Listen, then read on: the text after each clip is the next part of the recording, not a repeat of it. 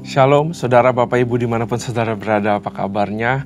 Tentu saya berharap semuanya punya kabar yang baik, rohani, jasmani, maupun jiwani kita semua tetap dijaga sama Tuhan, karena Tuhan kita Tuhan yang baik. Amin. Nah, kita ada di program Bible Study CK7, kita akan belajar sesuatu yang luar biasa hari ini. Mazmur yang sangat terkenal sekali, Mazmur tentang penggembalaan atau a shepherd psalm, ya, di Mazmur 23. Tapi sebelum nanti kita ke sana, ya mari kita puji dan sembah Dia. Mari kita berdoa di hadapan Dia karena kita butuh Tuhan. Supaya kita bisa mengerti keajaiban daripada firman-Nya, daripada pelitanya.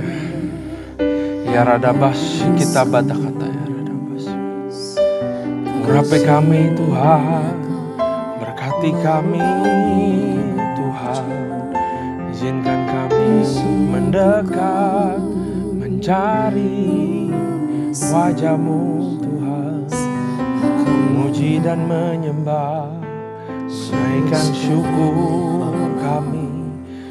We give thanks to You, 'cause You are my Savior, 'cause You are my God. Engkau gembala yang baik, Kau menuntun hidupku dan bawaku ke air tenang, menyegarkan jiwaku. Sekalipun ku berjalan dalam lembah kekelaman,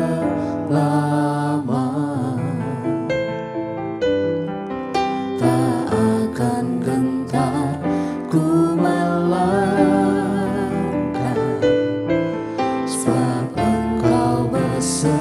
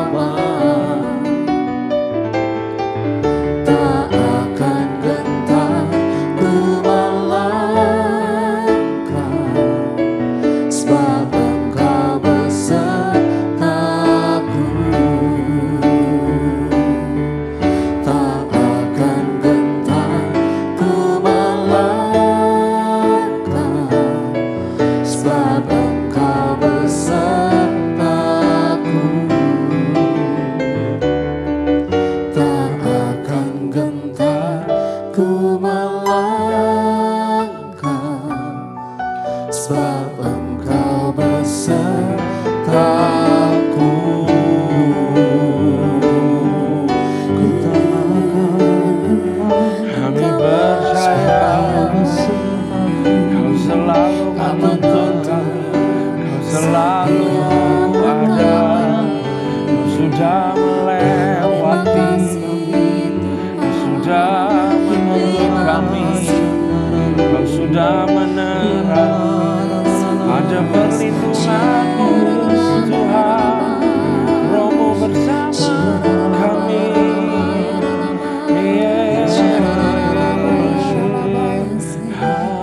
Haleluya.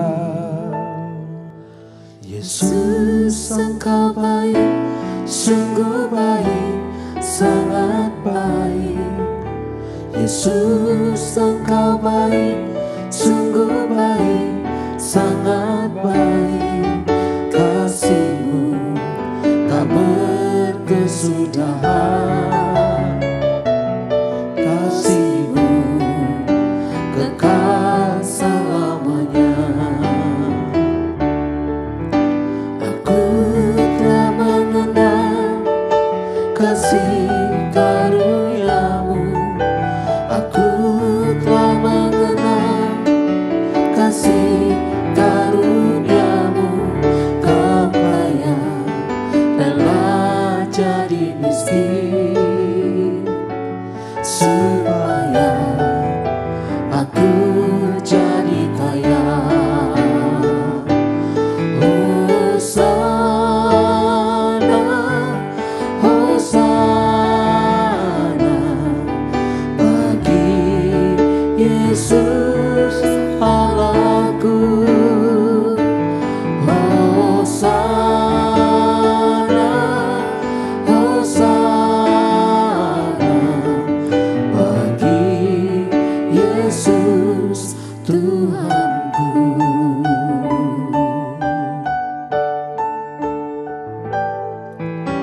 Yesus, Engkau baik, sungguh baik, sangat baik. Yesus, Engkau baik, sungguh baik, sangat baik. Kasih-Mu tak berkesudahan, kasih-Mu kekal selamanya. Aku telah mengenal kasih karunia-Mu, aku telah mengenal kasih karunia-Mu. Kau kaya rela jadi miskin supaya aku jadi kaya. Hosana, Hosana bagi Yesus Allahku. Hosana, Hosana bagi Yesus Tuhanku.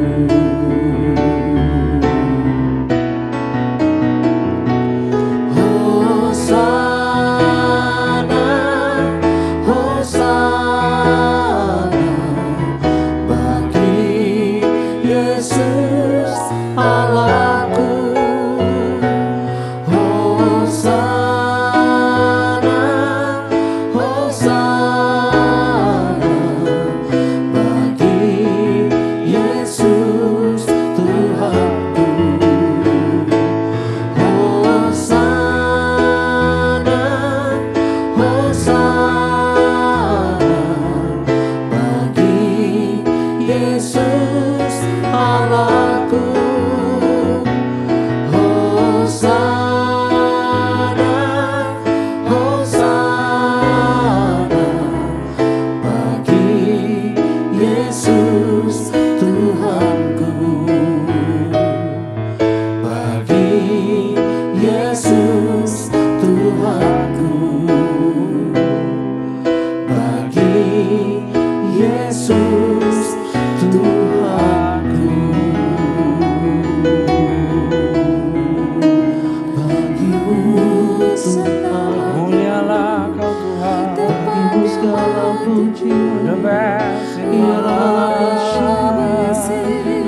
gembala kami, Kaulah kesukaan kami.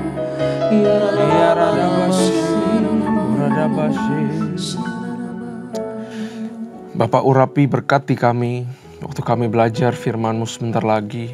Izinkan kami mengerti, izinkan kami memahami kata demi kata, kalimat demi kalimat. Urapi hamba-Mu, pakai hamba-Mu, lindungi hamba-Mu, supaya boleh ada yang baru keluar, yang berasal daripada-Mu saja. Berikan kepekaan dan juga berikan telinga yang baik kepada kami semua, supaya kami menanam semua benih itu ke dalam hati kami. Terima kasih Tuhan. Kami siap untuk belajar dalam nama Tuhan Yesus. Haleluya. Amin. Shalom sekali lagi saudara. Nah mari kita buka kali ini di Mazmur pasal ke-23 ya. Mazmur pasal yang ke-23.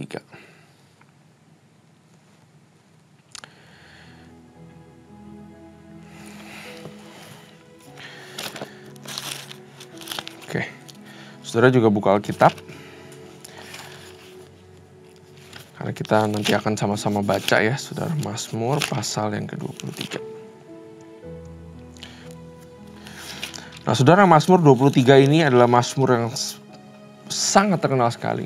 Yang paling sering dikotbahkan, yang paling sering juga dikutip di dalam khotbah-khotbah, yaitu Mazmur tentang gembala atau Shepherd's Psalm atau Mazmur Gembala. Ya, perikopnya adalah Tuhan gembalaku yang baik. Nah, kita akan bahas itu satu-satu, saudara.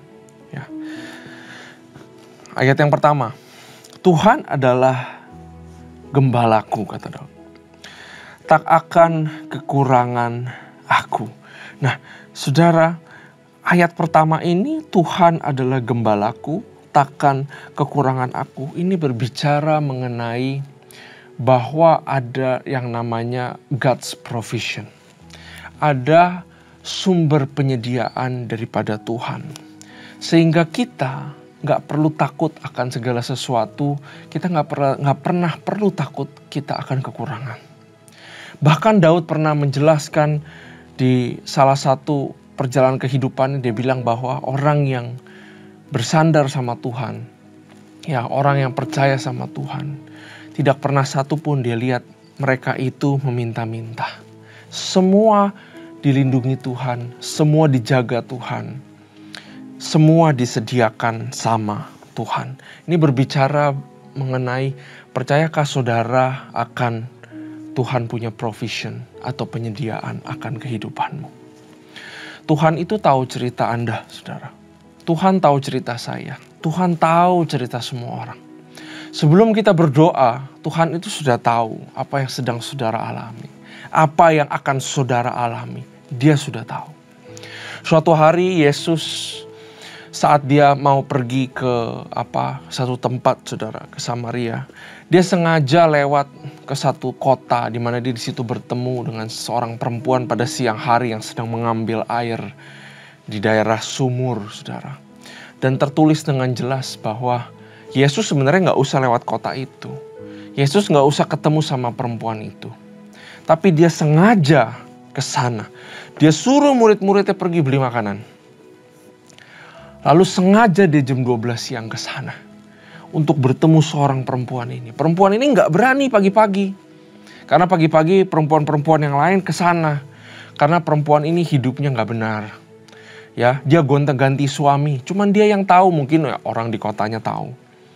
Ya, tapi Yesus sengaja ke sana karena Yesus tahu cerita perempuan ini. Untuk apa Yesus ke sana? Ya, untuk memulihkan kehidupannya, untuk melepaskan belenggunya. Yesus datangi perempuan ini dengan bilang, "Aku mau minum." Sampai pada akhirnya Yesuslah yang memberikan air hidup itu kepada perempuan ini. Ya, Tuhan adalah gembala kita.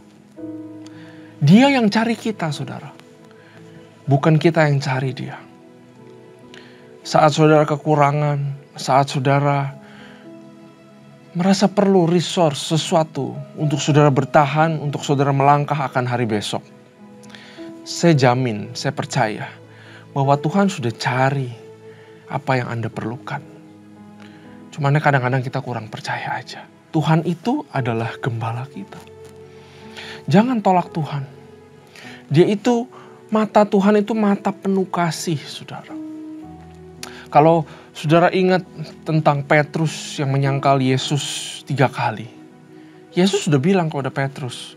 Petrus itu kan orang yang tukang, wah Tuhan saya akan ikut kamu. Walaupun yang lainnya gak ikut kamu, saya akan ikut kamu. Petrus orang yang begitu. Ya, dia cinta sama Yesus. Tapi dia ekspresif orangnya. Dia impulsif. Dia berani bilang bahwa gak ada satupun. Pasti saya ikut.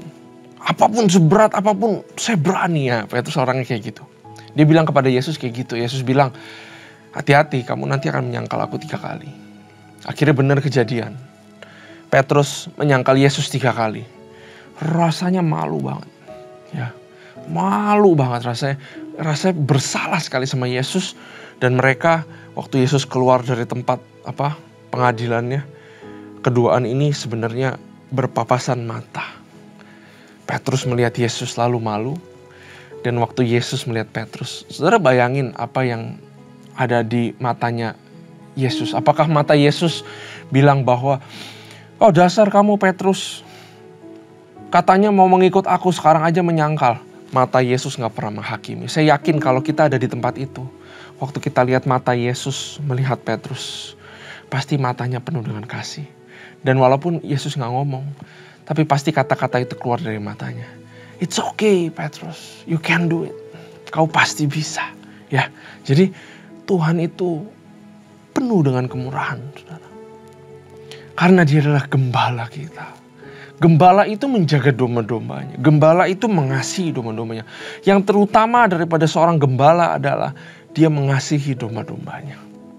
Ya, menuntun, melindungi, itu semua lahir daripada kasih. Ya, jadi Tuhan adalah gembalaku. Takkan kekurangan aku. Bahasa Inggrisnya lebih powerful. Ya, I shall not want. You are my shepherd.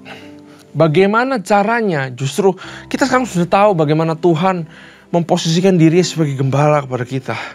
Nah, tapi sekarang giliran kita, refleksinya giliran kita. Bagaimana kitanya? Apakah kita menjadikan Tuhan satu-satunya yang terutama dalam kehidupan kita? Karena tertulis bahwa Daud itu sebegitu jadiin Tuhan yang the everything in his life. Sehingga dia bilang, I shall not want. Saya tidak mau apapun lagi. Kalau dia bilang, saya gak perlu apapun lagi. Artinya, saya gak kekurangan satu apapun. Ya, karena Yesuslah yang sudah saya dapatkan. Namanya manusia pasti ada kurangnya terus, saudara. Mau sampai kapan kita muter-muter di dalam kehidupan. Selalu kurang ini, selalu kurang itu, selalu kurang ini, saudara. Ya, makanya saat kita undang Yesus menjadi gembala kita, satu-satunya, dia itu sangat berharga sekali. Maukah kita belajar, saudara, jadikan Tuhan itu segalanya. Sehingga kita bisa berkata seperti ini. Bahwa saya udah gak mau apa-apa lagi. I shall not want. Saya udah cukup. Karena Tuhanlah yang menjadi sumber daripada segala sesuatu. Ayat 2, Ia membaringkan aku di padang yang berumput hijau. Ia membimbing aku ke air yang tenang. Ini berbicara mengenai apabila Tuhan menggembalai kita. Kita akan dibawa dulu ke satu tempat. Yang namanya tempat yang tenang. Di situ adalah tempat pemulihan dan restorasi. Katakan amin, saudara. Percayakah saudara bahwa apa yang sedang patah, apa yang sedang rusak, apa yang sedang sakit, itulah yang akan dipulihkan sama Tuhan. Dia membaringkan kita di padang. Artinya apa? Saudara gak perlu berbuat apa-apa. Hebat banget Tuhan kita. Saudara cuma perlu stop bekerja. Dan rest in God. Dan rest in Him. Percaya sama Dia. Gak bekerja artinya bukannya tidak bekerja sama sekali ya saudara. Tapi lakukan bagian saudara aja. Sedari semula, saudara, Tuhan itu mendesain manusia untuk bekerja sama dengan Tuhan. Waktu dia ciptakan Adam, saudara, Adam dia suruh bekerja. mengerjakan Taman Eden, menamai binatang-binatang. Setelah Adam bekerja, Allah membuat Adam tidur. Waktu Adam tidur, Allah bekerja dan dia membuat Hawa sebagai partnernya Adam. Waktu Adam bangun, dia kaget, kok ada Hawa di samping dia. Gimana ada Hawa dia nggak tahu. Tapi Hawa itulah yang membantu Adam dalam kegiatannya sehari-hari. Dari awal Tuhan menawarkan kerjasama, yaitu waktu siang hari Adam bekerja, keluarkan potensi, lakukan yang terbaik. Tapi waktu giliran malam tiba, ya Tuhan memperkenalkan tidur. Dan artinya Adam harus tidur, dia harus membaringkan dirinya, dia harus meletakkan pekerjaannya. Dan waktu dia tidur, firman Tuhan berkata Tuhan memberkati kita saat kita tidur. Artinya dia bekerja.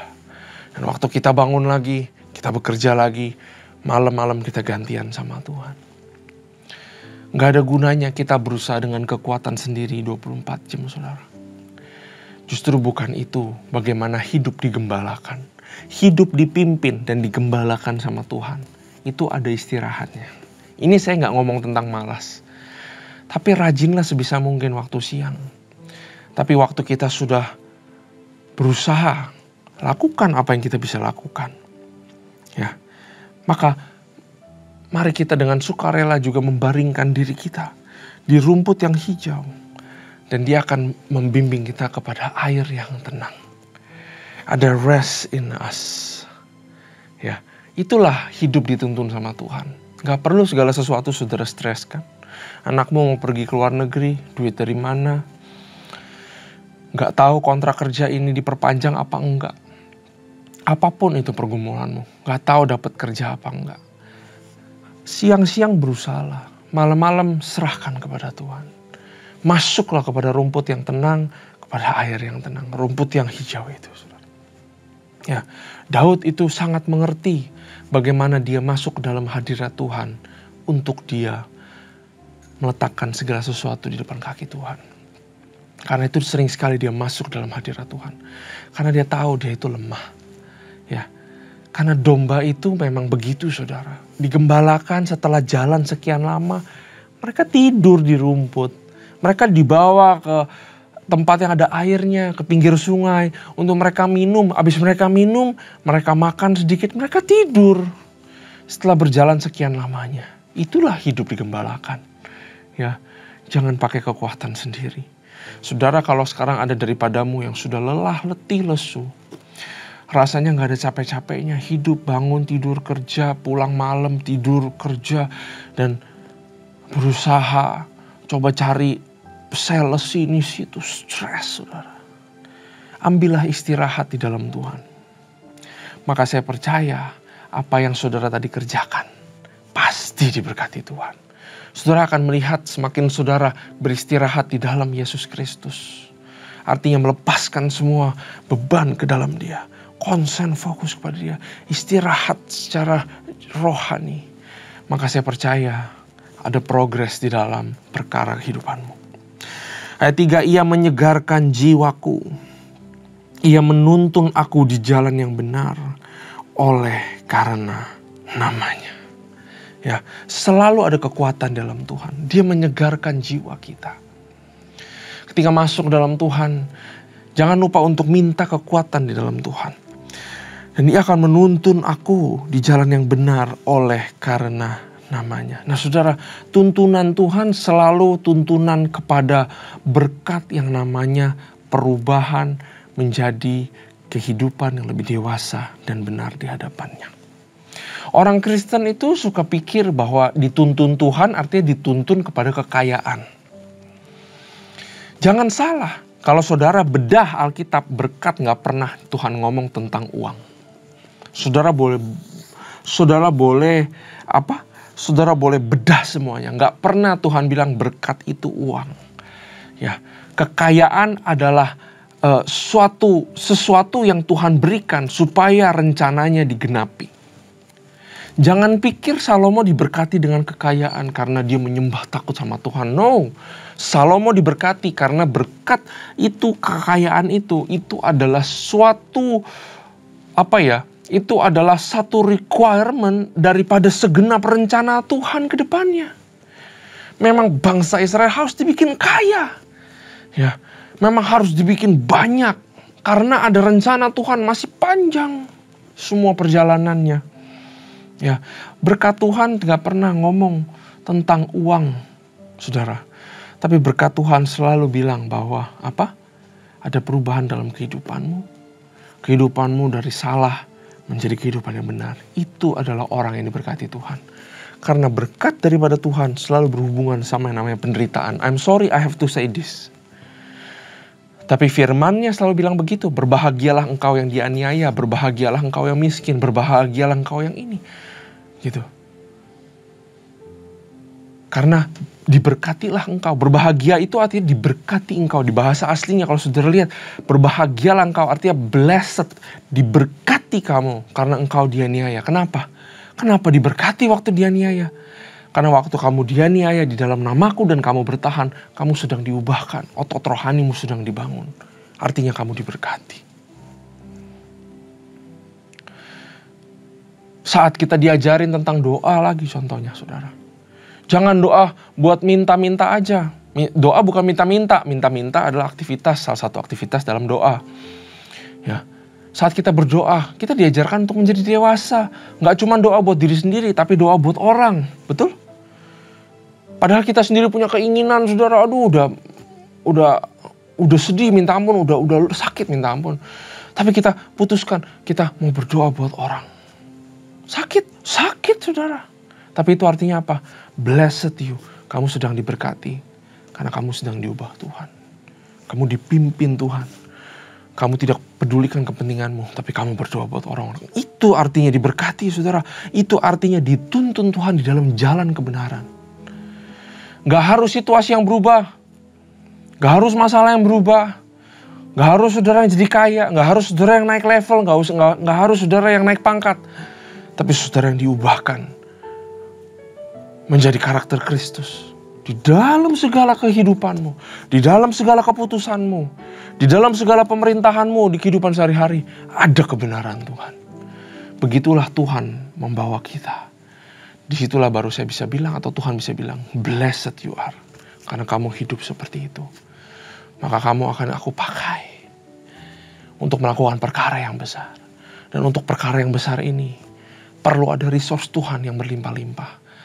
Disitulah saudara akan ketemu yang namanya kelimpahan dari Tuhan yang datang daripada sorga. Bukan karena saudara menyembah Dia, saudara dapat duit. Tapi karena saudara hatinya diubahkan buat orang-orang banyak. Sehingga Tuhan titipkan duit banyak buatmu. Karena ada rencananya. Sehingga saudara tahu saat saudara dapat duit banyak daripada Tuhan. Saudara tahu saudara harus sebar kemana. Itu namanya dituntun Tuhan. Itu namanya hidup. Ya, itu namanya menuntun, dituntun di jalan yang benar oleh karena nama Tuhan. Ayat 4, sekalipun aku berjalan dalam lembah kekelaman, aku tidak takut bahaya. Sebab engkau besertaku, gadamu dan tongkatmu itulah yang menghibur aku. Ya, saudara, tahukah di dalam setiap lembah kelam, Tuhan juga ada di sana? Tuhan itu ada di mana-mana. Tuhan ada dalam hati kita, dalam kehidupan kita. Di dalam lembah kelam seringkali kita nggak bisa melihat Tuhan. Tapi itu saatnya kita pakai mata iman untuk melihat bahwa Dia ada bersama-sama dengan kita. Yusuf, kalau saudara ingat ceritanya. Ya, dari sumur, Potifar, penjara, dikhianati, sampai jadi orang nomor 2 di Mesir. Tuhan gak pernah gagal. Ya, gak pernah meninggalkan sedetik pun. Gideon 300 lawan berapa ribu? Gideon dibilang orang yang lemah, orang yang takutan. Tuhan sekali datengin Gideon bilang, kamu pahlawan yang luar biasa. Masa sih Tuhan? Yes, kamu pahlawan yang luar biasa. Sekarang berperang. Buat orang yang ketakutan saudara, itu udah lembah kelam bukan main. Bukan lembah kelam aja, lembah kematian. Tinggal tunggu mati rasanya Gideon. Tapi Tuhan berperang buat mereka. Daud lawan Goliat, kalau saudara ingat, Tuhan gak pernah gagal. Tuhan selalu bawa kemenangan. Waktu Yosua mengejar bangsa Amori, bangsa ini harus dihabisin. Ya, berada di dalam suatu lembah yang sulit sekali, penuh dengan keringat, harus mempertaruhkan nyawa, mati-mati hidup-hidup lawan orang Amori. Bukan lembah yang tenang, ini udah gak berbicara tentang rumput yang ini lagi, tapi udah lembah yang penuh dengan peperangan. Ya, yang gak tahu bisa menang apa enggak. Tuhan ada di sana. Yosua bilang, ini bangsa Amori gak boleh dibiarkan lari. Kalau lari udah habis, dia bakal beranak cucu. Bangsa Israel masa depan anak-anak saya akan digangguin sama bangsa Amori. Yosua berdoa sama Tuhan, seolah-olah Tuhan sedang berperang di samping Yosua. Yosua bilang sama Tuhan, berhentiin ini matahari sama bulan hampir 1 hari.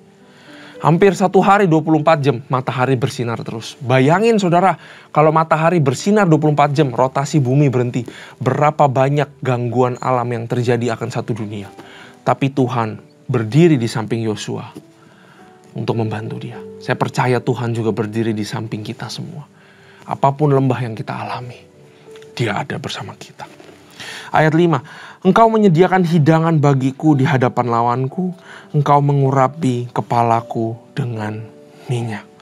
Pasti ada kemenangan di dalam Tuhan. Sewaktu, ya saudara tahu, engkau menyediakan hidangan bagiku di hadapan lawanku. Sebenarnya setiap di dalam pertempuran, setelah sebuah pertempuran, itu sebenarnya sudah ada meja makan yang Tuhan sediakan buat saudara dan saya. Dan di meja makan tersebut, ya, saudara diberkati dengan apa yang menjadi milik saudara di hadapan musuhmu. Sebenarnya setiap pertarungan yang diizinkan sama Tuhan, setiap cobaan yang diizinkan sama Tuhan, itu sebenarnya saudara sedang didudukan di atas di meja, di bangku. Dan saudara sebenarnya sedang menyantap sebuah hidangan di depan lawanmu. Lawanmu sebenarnya cuma tinggal melihat dia itu kalah dan kamu itu menang. Karena itu jangan pernah menyerah di dalam segala pertarungan, ya. Karena Tuhan telah menyiapkan kemenangannya jauh sebelum saudara masuk ke dalam pertempurannya. Begitulah Tuhan kita, dia hebat sekali saudara. Yang terakhir, kebajikan dan kemurahan belaka akan mengikuti aku seumur hidupku. Dan aku akan diam di dalam rumah Tuhan sepanjang masa. Mazmur ini berbicara terakhir ya tentang from the beginning is God. Ya, from the beginning is God. Tuhan adalah gembalaku. Aku gak perlu capek-capek. Aku lakukan bagianku. Aku akan serahkan kepada Tuhan karena dia gembalaku. Dia kasih aku kekuatan untuk berjalan setiap hari. Walaupun di dalam perjalananku aku menuju ke lembah kelam, menuju peperangan. Tapi Tuhan selalu ada di situ, kata Daud. Justru di dalam peperangan itu, di dalam pencobaan itu, Tuhan sudah menyediakan hidangan di depan lawanku. Aku gak akan dibikin babak belur. Aku gak akan mati, malah aku akan menyantap hidangan dan kemenangan itu daripada Tuhan. Dan daripadanya itu, karena itu aku tahu kebajikan dan kemurahan selalu mengikuti aku. Everything begins with God. Dan terakhir aku memuliakan Tuhan. Maka dia bilang, senantiasa aku berdiam di dalam rumah Tuhan. Mazmur ini pengen jadikan motivasi kita saudara. Supaya kita jadikan Tuhan gembala kita. Our everything. Pemimpin kehidupan kita. Tapi masalahnya kita kadang-kadang gak mau jadi domba. Itu masalahnya. Saudara tahu, ini yang terakhir saudara. Kalau Tuhan adalah gembala dan kita digambarkan sebagai domba, kita harus mau jadi domba. Maaf kata ya saudara ya, domba itu bisa dibilang top 5 binatang paling bodoh di dunia. Kita itu bodoh di hadapan Tuhan. Kita itu gak bisa apa-apa saudara. Tahukah saudara, menurut sains, domba itu gak bisa diatur. Kalau nggak ada yang atur dia entah nggak tahu pergi kemana, ya. Dia tuh nggak tahu jalan sendiri, dia itu kemana, ya. Domba itu kalau saudara pernah lihat videonya, saya pernah lihat videonya, saudara, domba itu kejebur ke lubang, ditolongin sama orang. Pas ditolongin sama orang, dia lompat-lompat kesenangan, tapi habis itu dia lompat lagi ke lubang. Sebegitu bodohnya itu domba, ya. Dia itu butuh pertolongan. Kalau domba kebalik, kadang-kadang dia nggak bisa balikin dirinya, dia bisa mati begitu aja. Sudah bayangin ya kalau domba kejebur ke sungai, mati gak? Pasti mati. Karena bulunya banyak, akan nyerap air, tenggelam, mati. Ya. Bahkan di dokumentari saya pernah baca, saudara, beneran. Di negeri timur sana, saudara, masih ada penggembalaan domba. Ini mereka sedang gembalain 2000 domba. Lagi istirahat makan siang, ada satu domba nyasar, nyebur ke jurang. Akhirnya 400 ikut nyebur ke jurang. Itulah domba. Maukah kita menanggalkan kekuatan kita? Yield artinya apa? Berserah, menyerah di hadapan Tuhan. Dan biarkan Tuhan tuntun dia. Daud mengerti rahasia ini. Apakah kita mengerti rahasia ini pada hari ini? Dan mau surrender kepada Tuhan. Karena dia adalah gembala kita. Amin. Terima kasih Tuhan buat firman ini. Kau sungguh sangat baik. Izinkan kami dipimpin oleh Engkau. Kami gak tahu segalanya, kami gak bisa segalanya. Kami lemah. Karena itu kami butuh Engkau. Karena dalam kelemahan kami, kekuatan-Mu menjadi sempurna Tuhan. Pimpin kami senantiasa. Hanya di dalam nama Tuhan Yesus. Haleluya. Amin. Tuhan Yesus memberkati.